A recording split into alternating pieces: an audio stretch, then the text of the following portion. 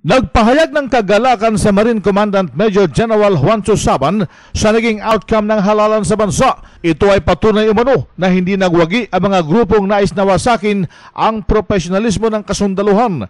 Sa katatapos na halalan ay pinatunayan ng AFP na tunay silang lingkod ng bayan ayon kay Major General Juancho Saban.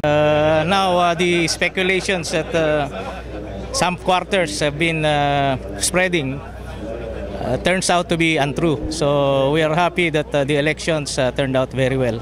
As we have always maintained, we advocated for a credible elections, and we are happy that even the candidates themselves are benefited from the speedy results that happened. Ayon pa kay Saban, napigil ng mga tropa ng pamahalaan ang mga pagtatangka ng mga masasamang elementong guluhin ng araw ng halalan sa lalawigan ng Sulu. And I'm happy to announce also that in Sulu, there are no casualties. It's very unlikely, it's very rare that in a very critical area, there are no election-related casualties. Saan yung ina-attribute, sir, yung absence ng ganong incident sa Sulu? Well, it's the presence of the law enforcers, especially our marine units there. They have maintained the strict implementation of the gun ban.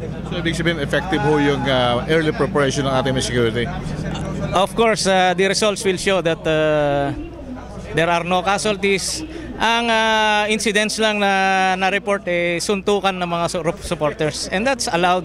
It's okay as long as there is no bloodshed. So, ibig sabihin, the day of the election, sir, hindi man lang gumalaw ang abuso para i-disrupt ang election? No, I think remember before the elections we conducted military offensives, and that is to drive them away from the populated areas. And as we now see, when the elections were held, most of them were